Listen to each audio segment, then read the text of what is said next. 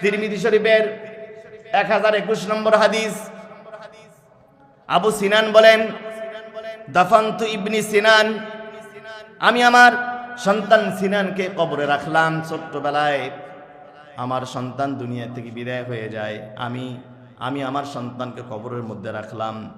ও আবু তালহাল আল খাওলানি জালিসুন আলা শাফিরিল কবরি, এমন সময় বড় একজন আলেম আবু তালহা রহমাতুল্লাহি আলাই খাওলানি, তিনি কবরের পাশে কবরের পাশে তিনি বসা অবস্থায় ছিলেন।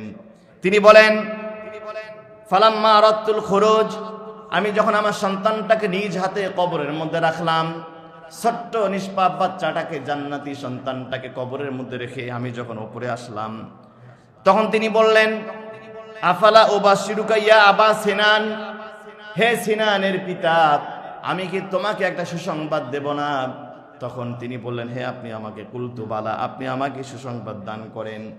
তখন তিনি বললেন, রাসূল বলেছেন, ইদা মাতা বুলিদাল আবদু ক্বালাল্লাহু লিমালাইকাতিহি ক্বাবাতু মাওলাদা আবদি, আল্লাহ রাব্বুল আলামিন তখন ফেরেশতাদেরকে বলেন, যখন কোন ছোট্ট বাচ্চা মারা যায়, ফেরেশতাদেরকে বলেন, ও ফেরেশতারা, তোমরা আমার বান্দার ছোট্ট বাচ্চার জান কবজ করেছো। তখন ফেরেশতারা বলে, ফায়াকুলুনা নাআম, হে আল্লাহ, আমি অমুক গ্রামের অমুকের ছোট্ট বাচ্চার জানটা কবজ করে ফেলেছি।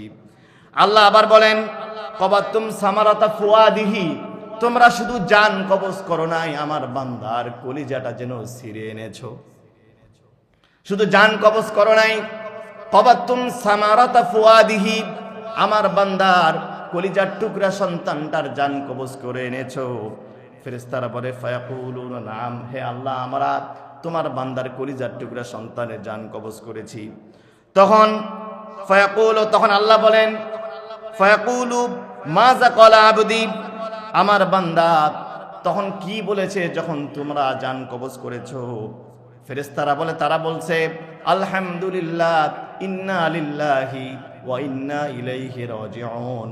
আমার বান্দা, আমার বান্দি, আল্লাহ রাব্বুল আলামিন তখন ফেরেশতাদেরকে বলেন, আমার বান্দা বান্দি কি বলেছে? ফেরেশতা বলে, আল্লাহ, তোমার বান্দার বান্দি তাদের কলিজার টুকরা সন্তানকে তুমি যখন নিয়েছো, তোমার বান্দা বান্দি রাগ করে নাই, কষ্ট পায় নাই, কান্নার মধ্যে সীমাবদ্ধ থেকে আল্লাহর শুকরিয়া আদায় করেছে। তোমার শুকরিয়া আদায় করে বলছে, ইন্না লিল্লাহি ওয়া ইন্না ইলাইহি রাজিউন।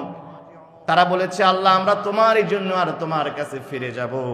আল্লাহ রাব্বুল আলামিন তখন বলেন, ফায়াকুলুল্লাহ, আল্লাহ বলেন, ইবনু লিআবদি বাইতান ফিল জান্নাত,